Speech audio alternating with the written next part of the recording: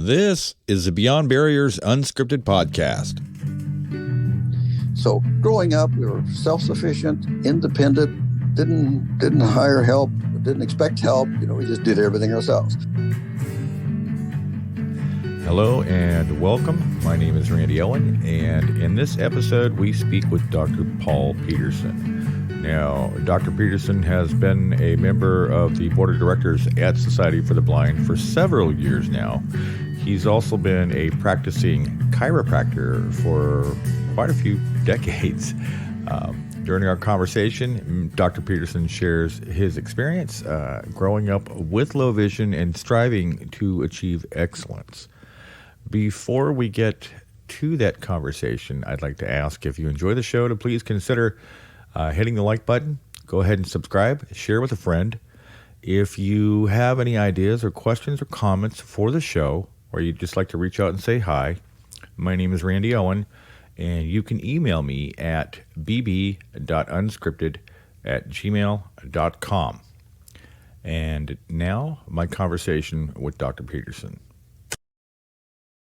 Dr. Peterson, thank you so much for coming and agreeing to sit down and talk. Oh, it's my pleasure. So what's something that you would like the audience or the listener to know about Dr. Paul Peterson? Well, I've been legally blind all my life. Stargardt's macular degeneration. I have a younger brother with the same condition. Grew up on a very small family farm in rural western Iowa. And my father was an extremely optimistic individual who could do anything. I mean, we didn't hire any work done on the farm. We just, did mechanicking. We fixed all the tractors, cars, trucks, combines, all of that. And he had me participate in everything, the carpentry, masonry, roofing, electrical, plumbing, whatever, and including the farming. So I didn't know really much of any difference. I just had to do things a little different way.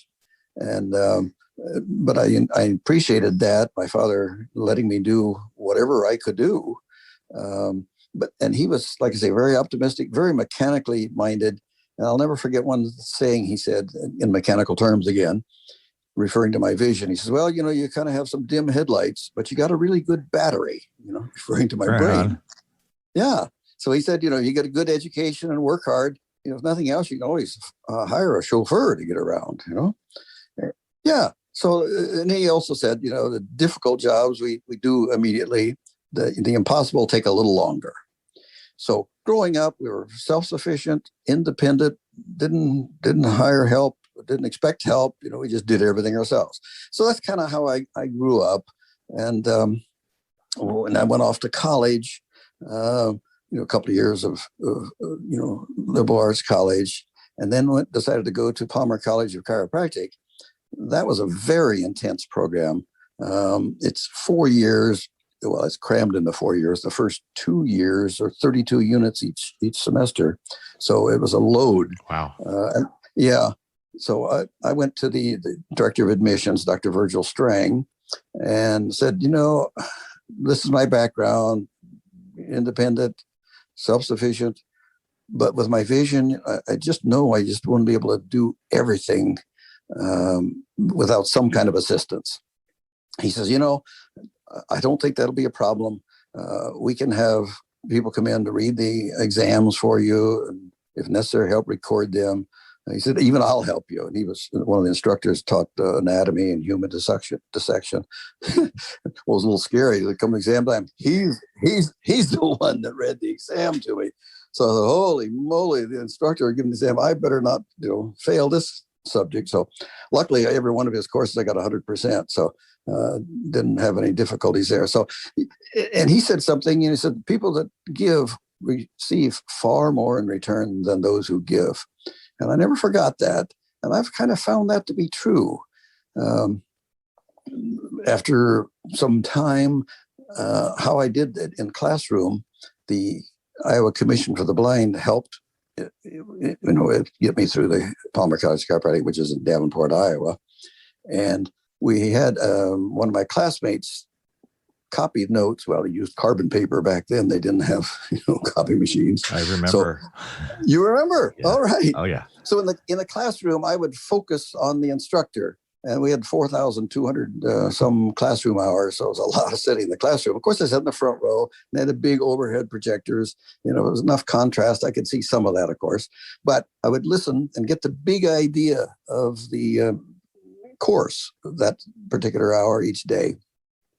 And then I would go back after, 5 or 6 lectures a day and get some of my classmates, and we'd go review the notes. And I'd tell them, what kind of was going on, the overview, the big idea of that particular lecture and that particular subject.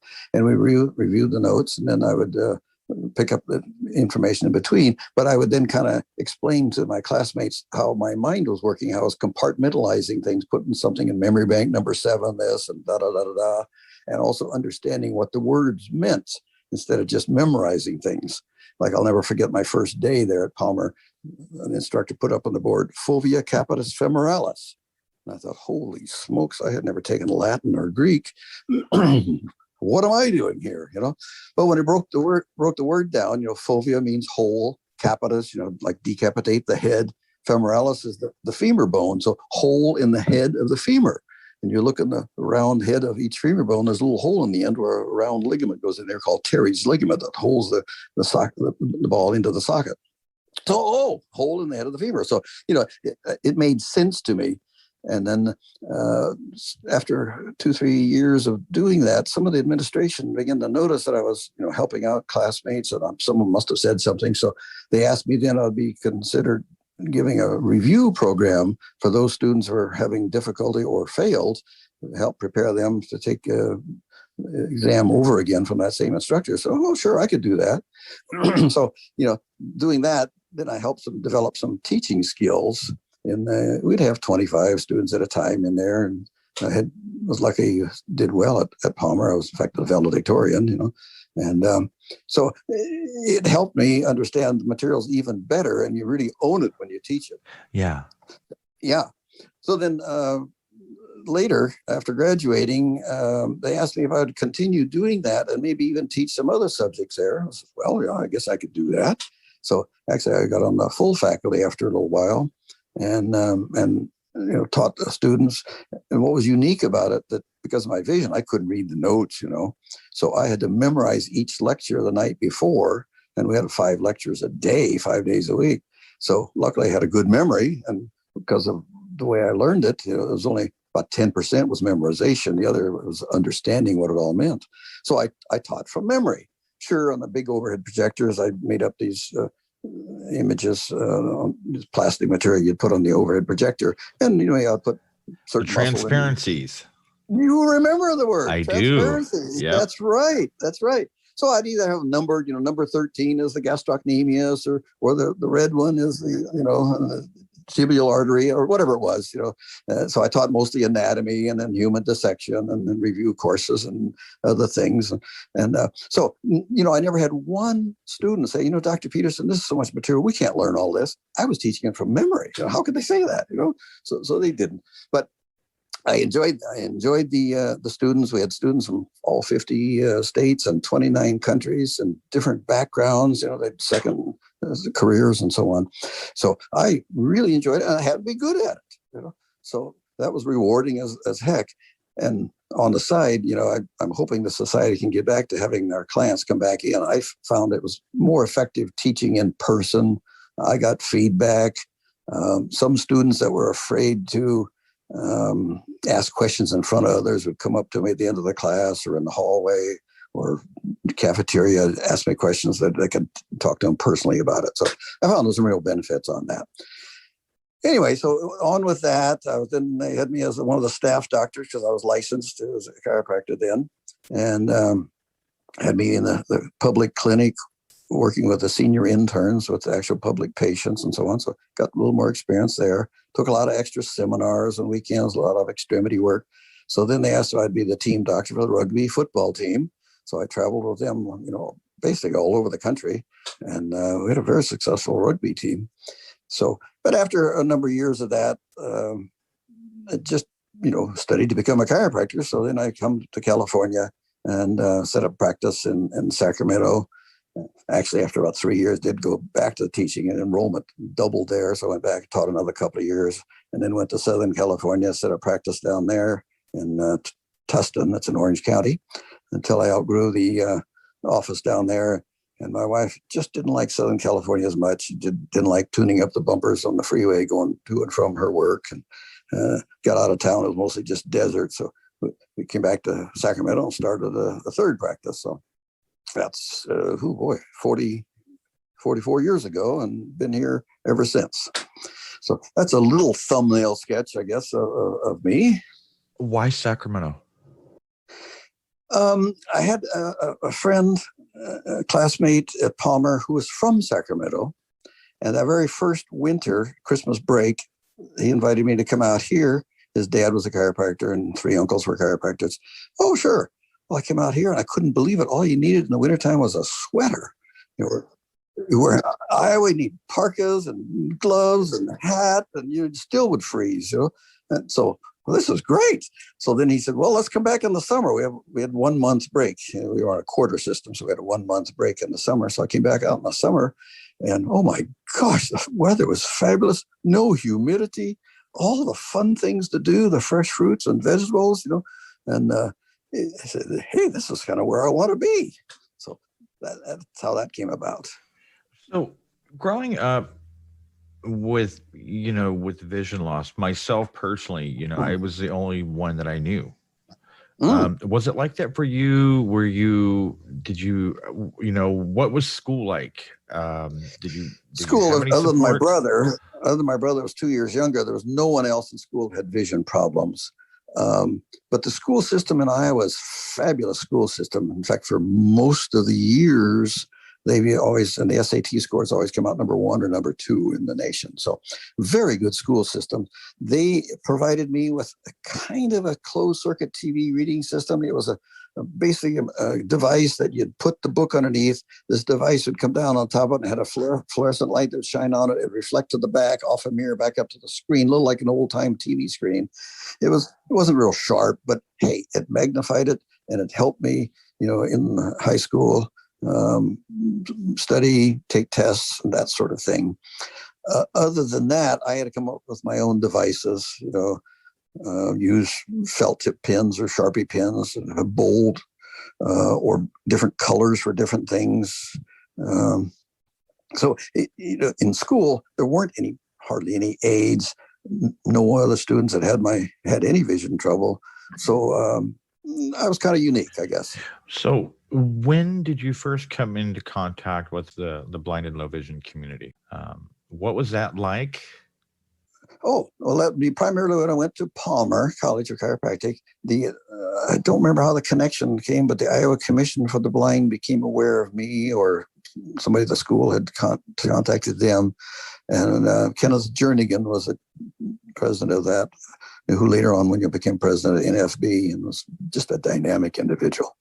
So they were quite helpful. Like I said, helped to. I think they paid this other student of mine some to make those copies. They also had volunteers that would read the textbooks, like Gray's Anatomy, Guyton's Physiology, Boyd's Pathology. And they put them on audio tape, the big reel-to-reel tape.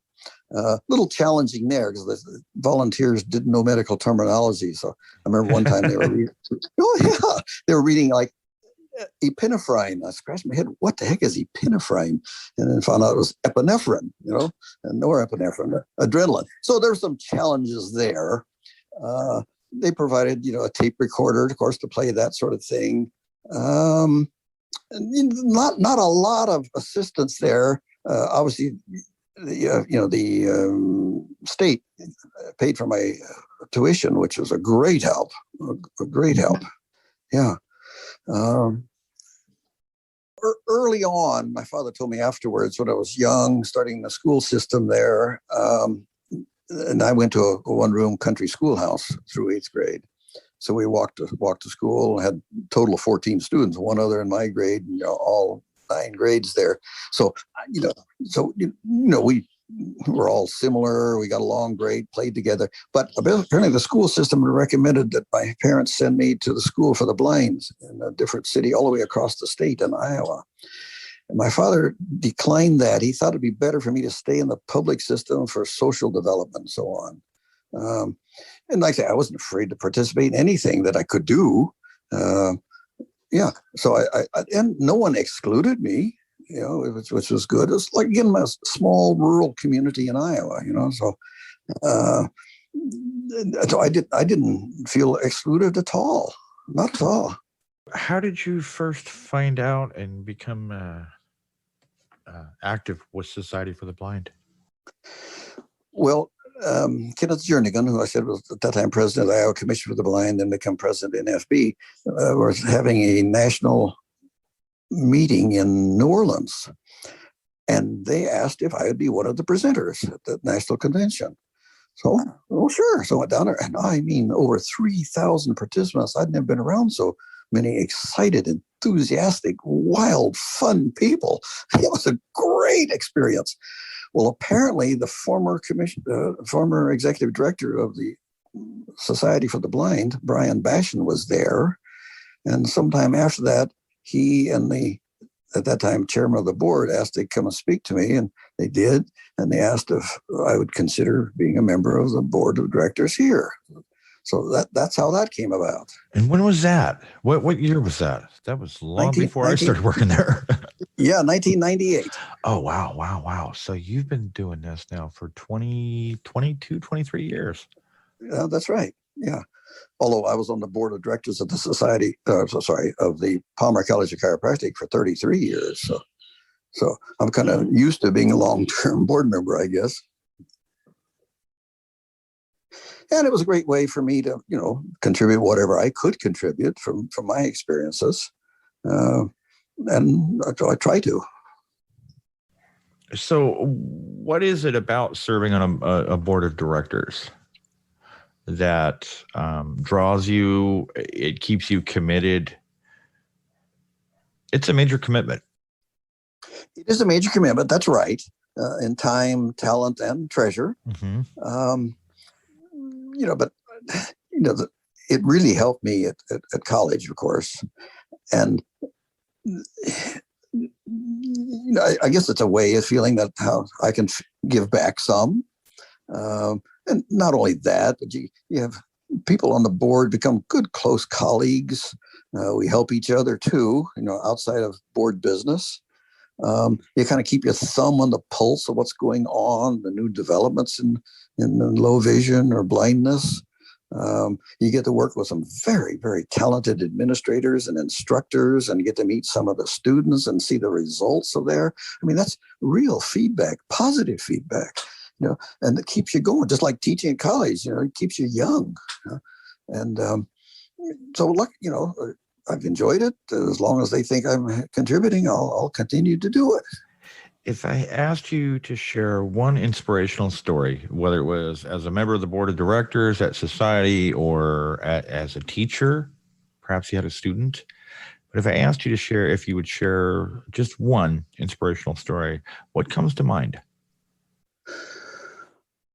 Well, just when you asked that question, it came to mind. It's not a blind person. It was one of my patients asked if I could see their granddaughter, 18-month-old granddaughter that was walking, and one day stopped walking and started screaming all the time, and stopped eating, and obviously in severe pain. And they took her to the medical doctors, and they couldn't figure out what was going on. And it started losing weight. I mean, 18-month-old doesn't have a lot of weight to lose, so they were quite concerned. So the grandmother asked if I could look at the little child, and I said, sure. And I found out the pelvis had twisted. She'd probably fallen out of something, fallen down and twisted her pelvis, and it was painful every time she put weight on it, so I couldn't walk. So when I fixed that, almost immediately the child started screaming and started eating and started walking. So, little things like that is what really motivated me to continue as a chiropractor. I worked for 50 years, and So the feedback from the patients, like from the students or from the Society for the Blind, the people that are helped. So there are a lot of stories, I guess, that come to mind when you just asked that question. That was the first thing that came to my mind. Oh, I got the second thing. My father had terrible hearing in one ear. Every noon we'd eat, come in from work on the farm. He'd lay down for 15 minutes taking a nap. And we'd always hope he'd lay in a good ear with the bad ear up so we could watch TV for a little bit. So, and he was that way, 50 years. So I never knew him any other way. So when I went to chiropractic college, you started studying how, we're not just good at fixing backs. I mean, it's like a telephone lineman as being a good pole climber. Yeah, he is, not because he wants to be a good pole climber, because he got to fix the wires up there. We're good back doctors because that's the most common place you can impinge a nerve, where they come out between the bones of the spine. So, I learned all that anatomy, and then the secondary system, autonomic nervous system. So I went home to my father and said, there's a nerve comes out of the upper neck that goes back up to the ear. How about if I check your neck, And, well, he says, I've been to a chiropractor once in a while when I get pain, but, after a visit or two, I got to get back to work on the farm. So I usually didn't go back. So I said, well, let me try to work on a regular basis. So I started adjusting his neck on a regular basis. And, 99% of his hearing came back after 50 years being gone. Wow. You do that to your own father. Nobody tells me a chiropractic doesn't work on systemic problems, or internal problems. So, those are the initial two stories that come back to me. So I heard your phone earlier. You're a voiceover user. I am. So how long have you had an iPhone? That's a good question. 10 years, maybe slightly longer. I used a flip phone for some time because I'd walk to work. And I'd forward the office phone to me before anybody got to work. So I had any early calls. I could take patients' calls, And then after that, then I went to the iPhone because of all the neat technology. Have it speak to me. You could dictate, and so on. So, now I go to college. So much easier with all the technology. It's great for people now with vision impairments. So somebody that's coming into using an iPhone and voiceover, what advice would you give them? Well, depending on their vision, of course, and how much technology they understand, if they grew up with it or not, if they're my age, might go with a simpler phone with a home button. It doesn't have to be fancy. Most of them can do so many things, and more things that you can probably learn how to use. So I use the SE 2020 right now. I had started with the iPhone 4 and then went to iPhone 6 and then SE 2020. Oh, is that right? Yeah. Yeah. My wife has the 12 Pro, Plus, whatever it is.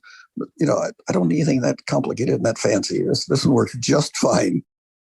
One other thing about technology, the governor appointed me to the State Board of Chiropractic Examiners in, way back, 70s. And there's a huge amount of material to review. I had to review all records, all complaints, all whatever. And that was just too much. So I ended up buying the Kurzweil personal reader. It was like a precursor to Sarah. But this is back in the 1980s. It was $11,000 device. But the technology back then compared, Sarah's some better, but not that much better. It was a great device. So you traveled with a rugby team. Yes. What was an interesting place that you visited?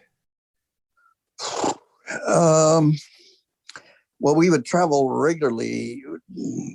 We had basically 2 seasons, spring and fall, and we would travel to mostly the big universities in the Midwest. We'd play Purdue, Notre Dame, Michigan State, University of Illinois, Northwestern, University of Illinois, Minnesota, Wisconsin, Iowa. So, we went to a lot of those places. But then when we go to the national championships, so we were quite good.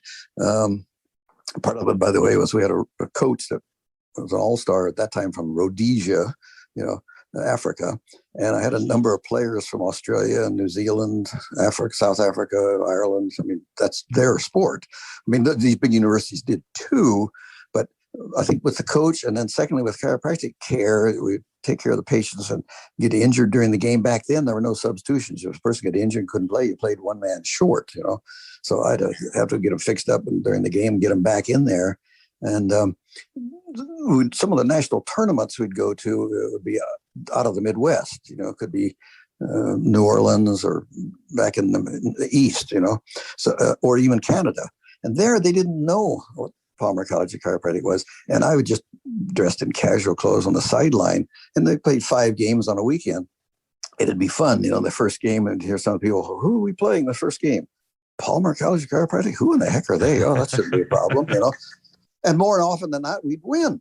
So then the second game, somebody in the sideline would say, well, who are going to play? Palmer College of Chiropractic. Are they any good?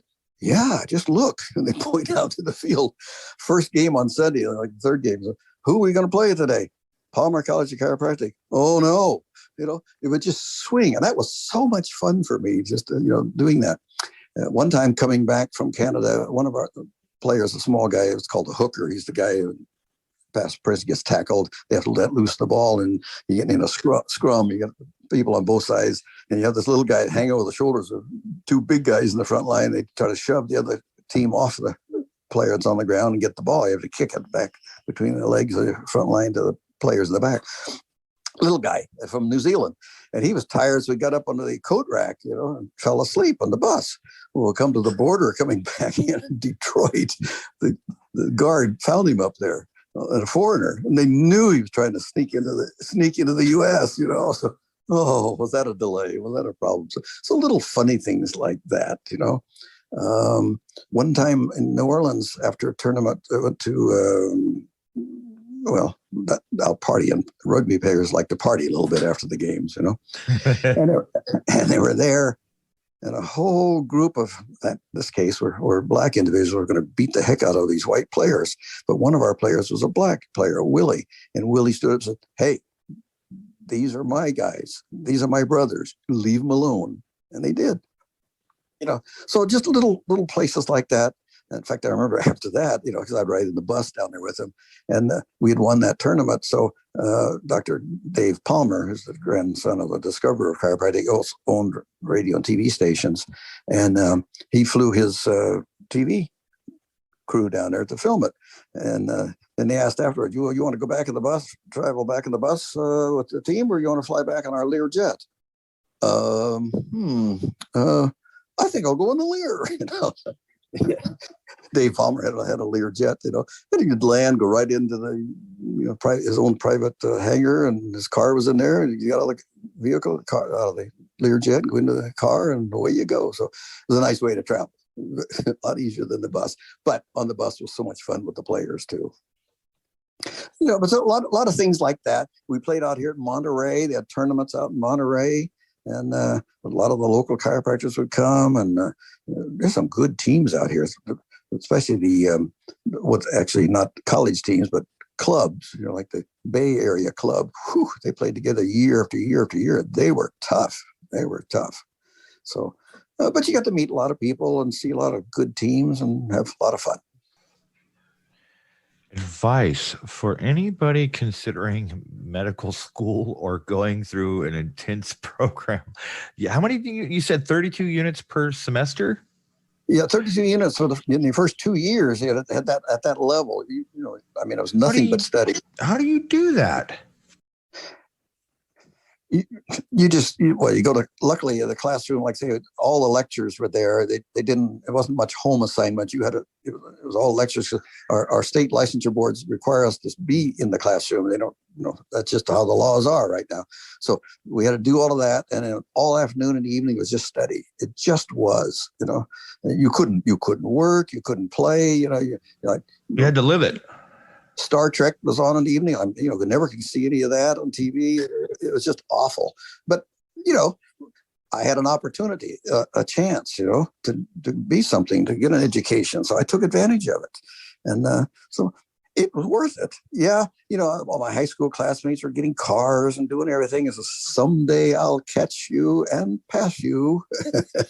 And luckily in practice, because of my low vision, my sense of touch, I excelled in practice. In fact, every week, 2 or 3 patients comment about how my fingers feel different on their back and neck than other chiropractors, like you're seeing with your fingers, they would say. So to me, it was an advantage to have low vision in practice. Yeah, I had to do things differently. You know, I was in another office with 2 other chiropractors. So my patients, had the kind of a bright gold treatment cards. Others had white, others had blue. I used bold print, and I made my own exam sheet, real bold, with the lines heavy and far apart, and memorized the positioning of the exam, so I wouldn't have to read what's on there. Just fill in the results. And so lots of things that you do. You learn workarounds, we call it. So, but. And with a memory, I could always remember what I had done on the patient, the previous visit, or 2 or 3. And of course, with my sense of touch, I could tell them where it would hurt in the body. And that would really impress a patient. Geez, every other doctor got to tell them where it hurts. You're telling me where it hurts. So they knew I knew what I was doing. I was finding their problem. And then we could fix it. So, yeah. So, there's a lot of advantages once you get through the schooling. The schooling was tough, but like I say, I'm summa cum laude, so what the heck, I can't complain. Yeah, I was just 12 units is considered full time. Yeah, 12 to 15. Yeah. Well, and we lose a lot of students. They just can't hack it. They just can't take it. We do, but it shortens the time because it's private colleges. It's expensive, and they try to keep it short as possible. But it's a load. It is a load. Then, back then, well, still now, we have to study all the same things as MD students do, the anatomy, physiology, pathology, all that stuff. In fact, then I had to take this exact same state exams. We sat elbow to elbow with the med students. Most patients don't know that, and I think chiropractors, don't have the same education. Yeah, we do. At the end, when they study surgery and pharmacology, we study x-ray and chiropractic procedures and so on. But, yeah, so we had to know that stuff, and you had to go take those intense exams. First time I went and took one of those, it was in Vermilion, South Dakota, and it was in January. And woke up that morning, it was 25-mile-an-hour wind, light snow, and 40 below zero. The car we were in wouldn't start, so we had to walk to the campus. Well, it was too cold to walk, so we started to run. But that cold, burning air, it was too hard on the lungs, so we couldn't, so we had to walk. And we got there, they couldn't keep the rooms. The warmest they got the rooms had the exam in was 56 degrees. So you had to wear gloves and you're taking an exam. I made up my mind, I'm passing this sucker the first time. I'm not coming back here in the winter. And I did, And then we had a 6-volt car system at that time, and it wouldn't turn over. 12 volts, it wouldn't turn. It took 18 volts to turn it over in that cold. So, yeah. So when I say, coming out here in the wintertime, just had to wear a sweater. It was a noticeable difference. Who would you say left an impression on you early in life that's led you to where you are today? In addition to my optimistic father, I would say it was Dr. Virgil Strang, that, as I said, the director of admissions at the time. And then he was an anatomy instructor, later become president of Pharmacology Chiropractic. For some reason, we became good friends. I would go to his office to get my chiropractic care when I was there teaching then and licensed and had some practice experience. He would have me take over his practice when he'd go lecture. He just had a way with words. He was a real linguist, self-taught. And he told me years afterwards, he used me in the classroom when he was watching my face, and he would use different terminology, different words until apparently my face would light up, and he knew I understood. I got through to me. He communicated. There's a difference between just somebody up in front talking and communicating with the students. So he used me, and we had just wonderful discussions about life and things in general. A brilliant individual, and like I said, for 34 years I happened to be friends with he and his family. They asked me to give the eulogy at his death there, in an auditorium, 1,500 top people in the chiropractic profession there. That's a little bit stressful, but such a good family. But yeah, he had terrific influence on me, terrific influence. Like I say, he taught himself to play the piano, taught himself to make Tiffany lamps, did all the work, his own vehicles, repaired everything, the body work, the engines. He did all the repair work in his house, his office. He had 9 children.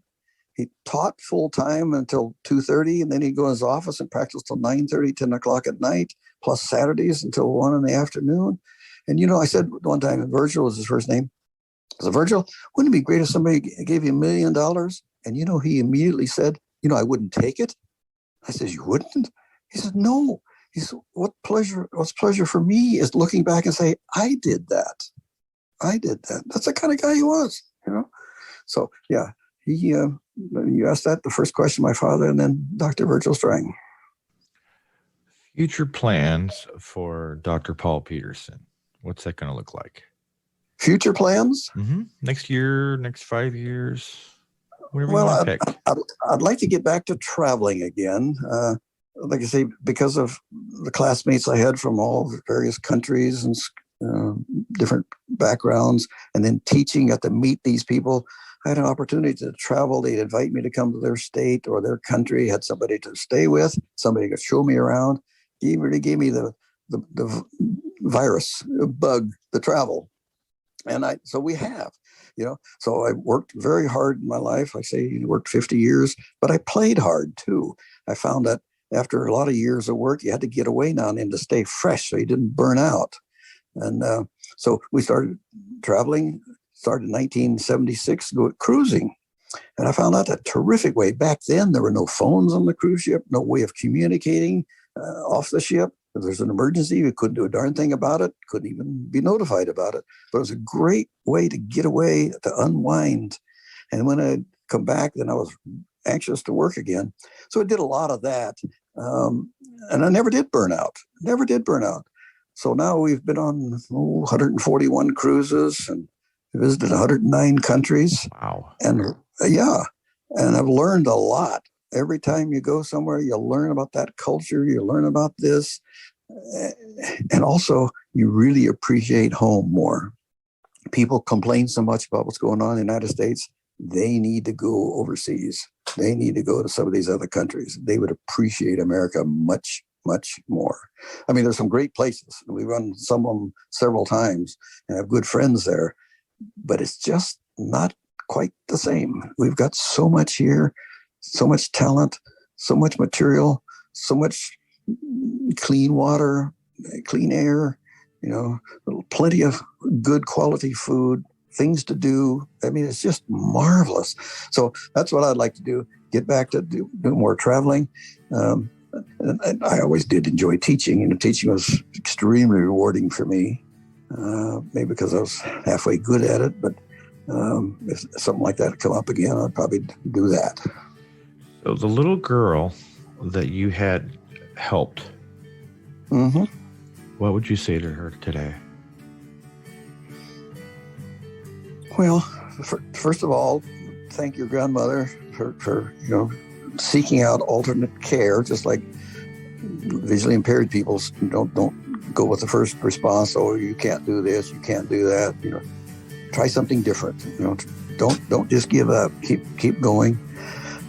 I would love to meet her again, to see how her life changed from that. Luckily, being in practice so many years, I was able to follow a lot of patients. That was rewarding too, to see how they turned out. Again, there's so many opportunities.